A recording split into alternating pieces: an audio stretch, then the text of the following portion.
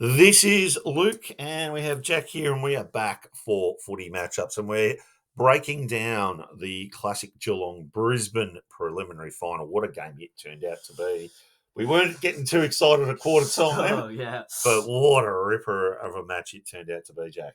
Yeah, one of the great prelims that will go down probably forever in history. Yeah, and look, it's an interesting game in terms of ranking, and a good one to break down in terms of player rankings because I think when I was looking, or when we were both looking through it, it was we were like, geez, there's so many average Geelong players, and it's probably one of those games where, apart from our number one, which we'll get to, I think the Cats had as many in terms of the top five, top 11. I think four of the top six we've got as Cat players. Yeah, four of the top seven. Four of the top seven. So four of the top seven players we have as Cat players, and I think that probably says that their top line has really stood up. I actually probably one player I reckon I may have even judged harshly was Dangerfield. So you Yeah. could argue that for half the best players on the ground were in the top 10. But we'll look through it because there were a lot of Cats players, and again, it was in the midfield where a lot of those players just didn't quite have enough impact. But before we go into it, one thing I want to say is like having a look at some of these Cats players, the way they have turned over this list is just ridiculous. It Good. is All credit to Chris Scott, the managing team. phenomenal. I mean, half these players, I'm like, again, I don't. I never heard of at the start of this year. Half of these I didn't hear of at the start of the finals, and like, and so yeah. So if I was a Cats fan, I would be so pumped. I would Yeah. just be so pumped with what they've delivered this season. It would be very hard to have disappointment. Probably the only big disappointment Was they didn't get up. well, Max Holmes' injury, and that for your best player to have hamstring concerns, that's an issue, and he has had them for a while. There's a couple of it. They need to rebuild their midfield, but yeah, just such a remarkable event. Well done, Brisbane, on winning. I think they've got a genuine chance this week. I don't think Geelong would have. Yeah. I think I've tipped Brisbane to win the granny. Yeah, I don't. I think they could. I'm gonna. We'll say with the moment. I'm leaning more Sydney, but I think that yeah, great performance this way. I think they've got a genuine chance. Geelong, I think they were just a bit too battered. I mean, Paul. Yeah, we'll get to Dangerfield a bit later, but he couldn't even bend over by the end of it. But all right, let's jump into it. The ranking of the players. A bit of an apology. Look, Mitch Duncan and Connor McKenna. Um, Look, I will say this about Mitch Duncan being ranked 46, and I rank Chris Scott as the best player, best coach in the comp, but it's his fault Mitch Duncan was 46. Yeah. He should have come on early in the third. Like you clearly the momentum had changed. They clearly needed a bit of an experience. It takes a while for players to get into the game. As soon as Max Holmes had the slightest of as soon as because he didn't look good, they had to just take him off. It's like Because Mitch Duncan isn't a horrible player. no, he's a good. I was a little surprised he got now a friend who's a Geelong supporter said no, he's slowed down, but clearly Max Holmes wasn't right. Yeah. Get Duncan on. Get him to feel it's not ideal, but it's better than having no one. So we've ranked him at 46, but really it's more because he didn't get enough game time to be ranked higher. Looking at the other players there, Oscar McInerney obviously battled hard with the injury. Yeah. Connor McKenna, you think I judged a little bit harshly. Look, again, he was the sub, but he did that fantastic kick to set up the goal in the last quarter. Probably more interesting to me is Jack Bowes. Yeah. He should be better than that. Like Brisbane, was it Brisbane or Gold Coast? No, Gold Coast paid a lot of money for Jack Bowes. They had him on a big contract. He's on big coin. For him, he's a disappointment. He's in terms of the quality and talent he's got.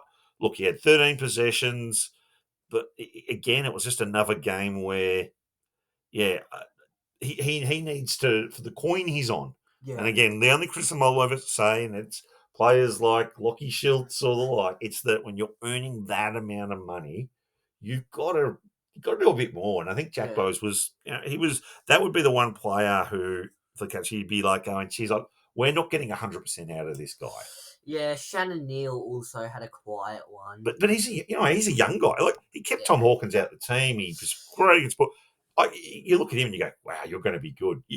again, it's that when you look at it like Mullen, I can't like the fact he's in this team and pushing senior guys out is just such a credit to them.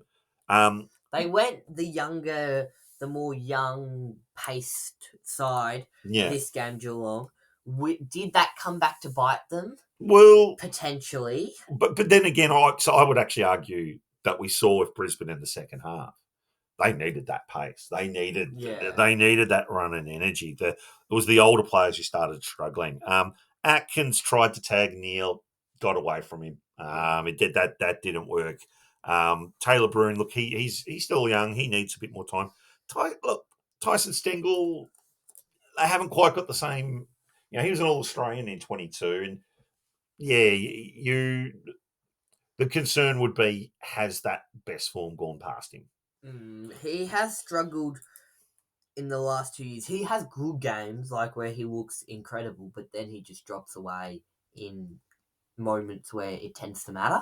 Yeah, and again, there's just other players who I've rated him at a better level and who have clearly gone past him. But yeah, look, very hard to be too negative. Payne struggled, but he's injured. There is no doubt he's injured. I'm surprised they keep playing him. It nearly cost them the Giants game. I know they wanted someone on Hogan, but he was not the man. Hipwood, I actually think he'd be better down back. I know Fagan is persisting with him up forward, but I think they look better when he's down back. And I just don't know if he gives them quite enough up forward. What do you think? Forward or back for Hipwood? Yeah, I think it's too late to make a change this season. I think you can persist with him forward this year. Next year, you can experiment with stuff, especially if they've won the grand final. Especially if they win it on Saturday, you can have experiments with stuff like that. But I think you don't take too many risks for grand final day, and you just play it safe. Morris, him and Danaher forward. Yeah. I think for this one, but I think long term, personally, think back's better. Yeah. Look, I would say 36 to 46 would probably come off going, we didn't have the best game for various reasons. I reckon players 35 and up, you could say they had good games. Like it was one of those. Good. Yeah. I mean, there were obviously others who had better games, but considering the standard of the footy, I thought, I'd be saying these guys are all getting passes. Like, Hughes was solid down back. Yeah. Ollie Dempsey probably didn't produce as much as you'd expect from him, but some of these still plays wasn't poor. Yeah, he wasn't poor. Some of his run and carry was strong. Blitzarves was solid down back. Logan, he did a couple of took an important goal in the second quarter. Kicked a goal in the last as well. Yeah, Joe Danaher in the ruck, I thought, really applied himself, and actually they started to match it with Reece Stanley there. Flicking to the next page, Reece Stanley, look, he got a bit lucky with Oscar McInerney going down with the injury, and he'd probably be a bit disappointed that he didn't dominate Stanley more. I don't blame him for that last shot. I think it was, he was injured. Yeah, it's still a poor miss. It is, but it was that one where he needed the time to recover. It was probably, look, in hindsight, he probably should have stayed down. I think that I think Toby Conway will be the man who will take over from him in the ruck. It's still a poor miss, nonetheless. It was a poor miss, but I don't think you can. It wouldn't, and I still don't think Geelong win that game if he kicks Look, you never know, but yeah, I wouldn't be dumping the loss on him. No, I think he definitely had and look, he was definitely advantaged by McInerney getting injured. It was. Put it this way, what could have been a massive weakness wasn't. That was definitely not. And he competed with McInerney while McInerney was on the field. Yeah. Look, other players, so Ashcroft, Berry, and Fletcher, again, solid. None of them star. Jasper Fletcher, look, he's still young. He's 19, 20. He seems to be a walk-up start for that team. I don't know. There's a pretty handy guy called Devon Robertson in the reserves for the wing. I don't know. I think in hindsight they might end up regretting that. Yeah, so look, too late now, a little bit like with Hepwood going down back. I think you persist with it for this week. Yeah. Um, but I'm just surprised. And I don't think he's had a break either. Like, he's going to be a star, don't get me wrong. Yeah, he's got talent. Yeah, he's got talent, but there's some quality players in that who who can't seem to get a game. Like Devon Robertson. Devon Robertson, as I said before, like he's his form has been outrageous. And you have a look at a guy like Calamarchi. He was okay last year. Like, He's turned got into subbed out on grand he's final turned day. into a quality player. I just ponder if it's a close one and they just miss out. They might. I'm not saying it's all on him, but some of the selections there'd be a question of, should they, if he put as a quiet one and the Sydney forwards get on top, there'll be some questions there.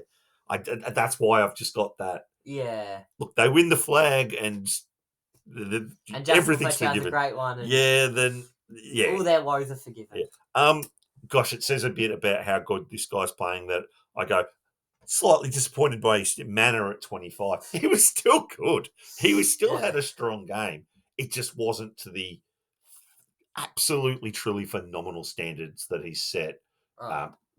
Coming into and that in that Port game, he was close to best on. Yeah, I always had faith in that guy. I always thought he looked like a talented player and really showed in the Port Adelaide game. And he was still pretty good in the Brisbane game. Like in this game, he wasn't horrible. No, and he set up some strong plays. But the fact that you're almost going like, and I think it was Chris Fagan before the game, they said, "Well, who do you need to look after? Look out for?" And he mentioned, Yeah. So look, those senior guys who are ready to play, who know it's their last chance, gosh, they can turn it around. And the Cats, Tom Stewart was a more of a mature age player who they got. Look what an absolute champion he is. Yeah. They don't mind taking that risk. Back in the 2011, they got Podsiadly, who was a senior guy who became a key forward. So Yeah. It works. it works. It works. There's normally one player who's gone up that you'd expect their careers over. Last year was Olga Markov, who came from nowhere to be a star. Yep, absolutely. Moving to the next page, I reckon in hindsight, I'll have to admit, I reckon maybe Jeremy Cameron I've rated a little too strongly here. I still think he had a good game. I just think our standards for Jeremy Cameron are ridiculously high. Yeah. But Leicester did probably shut him down compared to what Jeremy Cameron normally does. I Mm. still think his presence was excellent. I still thought but Brisbane would be wrapped with Leicester's performance on him. Yeah. But I still thought he had a strong impact on the game. His kicking was the disappointment. He could have won it for them. That was probably the one disappointment. Charlie Cameron playing well. Played well, strong game. He did a great job. Zach Guthrie, I remember in the first few years, I thought, he's never going to make it. He's just not. He was fantastic down back. Yeah. He, if anything, I ranked him a bit harshly. Kai Loman, probably, again, another one on Pat's. We've perhaps ranked a bit low. His mark was fantastic. He stood up under pressure. Yeah, and again, he's one who's pushed into the side, who they've given that spot to, and he's maintained that spot. He was fantastic. He's a player who could either set the scene alive and play like Bobby Hill on Grand Final Day, or could potentially go missing on a Grand Final Day. And that's the forward pockets will do that. Before we get into the top 10, guys like Ainsworth, Wilmot, these guys really stood up, especially that last quarter. Some of the stuff Wilmot. Like Darcy Wilmot took an incredible mark. Absolutely fantastic. He was fantastic. Harris Andrews, rock solid as ever. But Humphreys for Geelong. Yeah. He was one of the best on ground in that first half. And even in the his ability to just run and carry and pump the ball forward was fantastic. Dangerfield, I mean, look, we all know what a champion is. He's 35. He was so hurt at the end of that game. There was one spot he couldn't pick up the ball. I swear he's back. I reckon he did it, but he's still got a key clearance. He's still got set up what should have been the Stanley goal. You just so rate him so highly. He's still probably got another 2 years in him. Yeah, yep, absolutely. Moving on to the next rock, 6 to 10. Now, look, I put Holmes at 6. Now, the reason I put him so high is that I reckon he was the best clearly the best player on ground until he got injured early in that third. Yeah, Max Holmes at 7 is interesting because he was probably the best. He was definitely the best player in the first half. Yeah, so I was even tempted to move him to 6, but I'll push him back to 7. I just thought he was killing him. He was absolutely killing. And look, this will be the one. This will be the thing that hurts as a Geelong fan. If he stays on the ground, I think they win.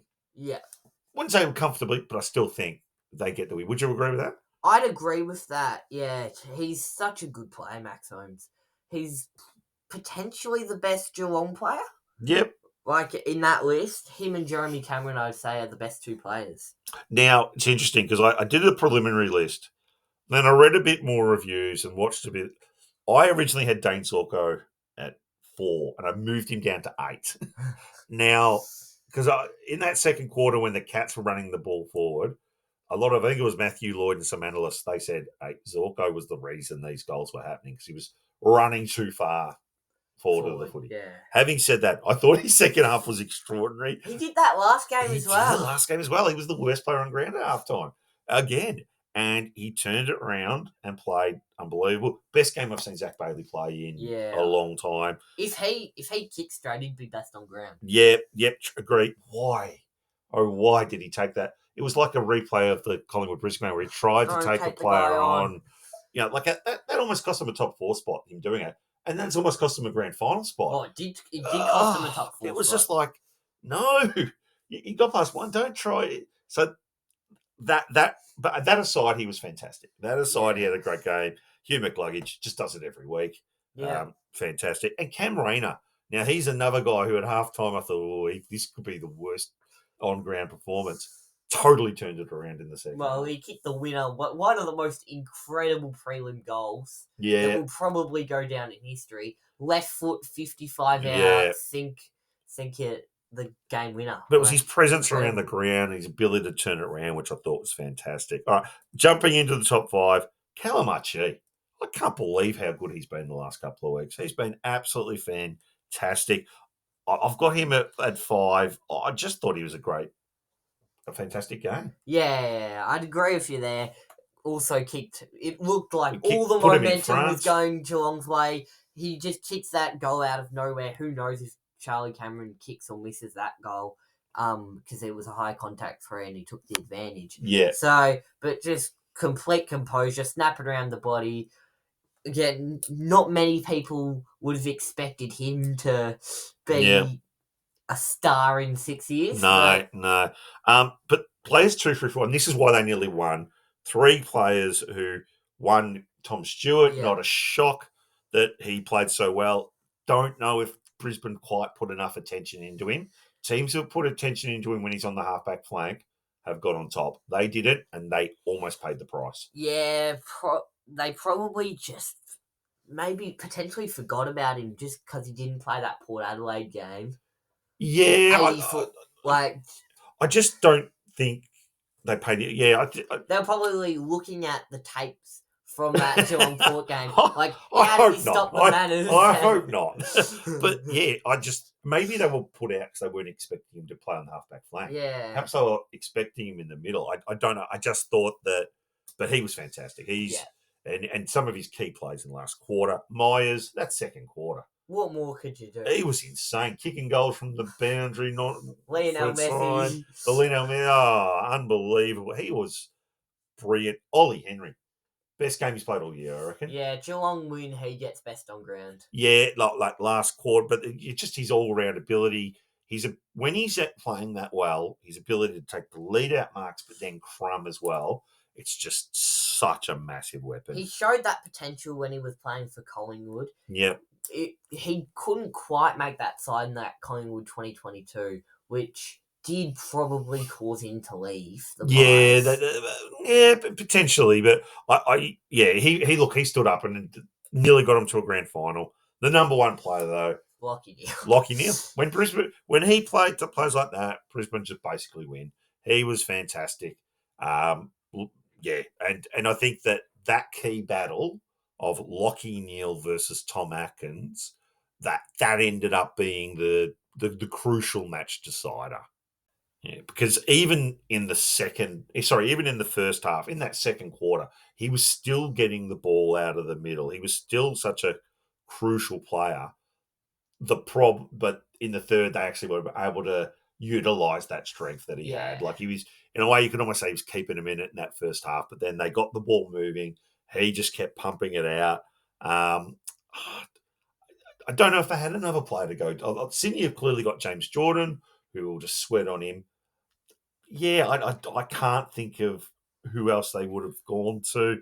Perhaps Taylor Brown, but I don't know if he had the They physical don't strength. really have That midfield that tagger. midfield tagger. Yeah, Has Stewart done tagging before? well, that would perhaps have been the other one where you might have considered Stewart being a bit of a run with role. But he was incredible. Look, so Yeah, so you if can't. he But, wasn't playing, who knows? and, Maybe and they would look, have lost I by think Atkins was probably the right call. He just couldn't match it with him. Yeah. And look, at the end of the day, Brisbane's depth got them there. Geelong, it was always going to be in it. Even when you look through that that incredible Port Adelaide win, Bruin was okay. Bowes was okay. Um, Mullen was okay. I mean, he came off the bench, but Atkins was okay. They weren't starring. It was the other guys Yeah. around. Now the other guys around them still played well, but with the standards stepping up, Yeah. they just needed to be better. Yeah, bigger ground, got run off their feet. Yeah, To be honest. and look, that will be a Cats issue as they get that older aging list. But they've already regenerated so much. The key thing's going to be, look, Bailey Smith is talked about coming in for Geelong next season. He will Yeah. definitely help, but they need to nurse danger through a bit more. I'm not sure how much more he's got to give. he's giving his all, but they can't play him each week. I think they know that. But Even this year, they were resting him in a few yeah, games. but there's still a concerning when he's not playing well, the Cats aren't winning a lot of games. So that is still a major issue for them. Yeah. Yeah.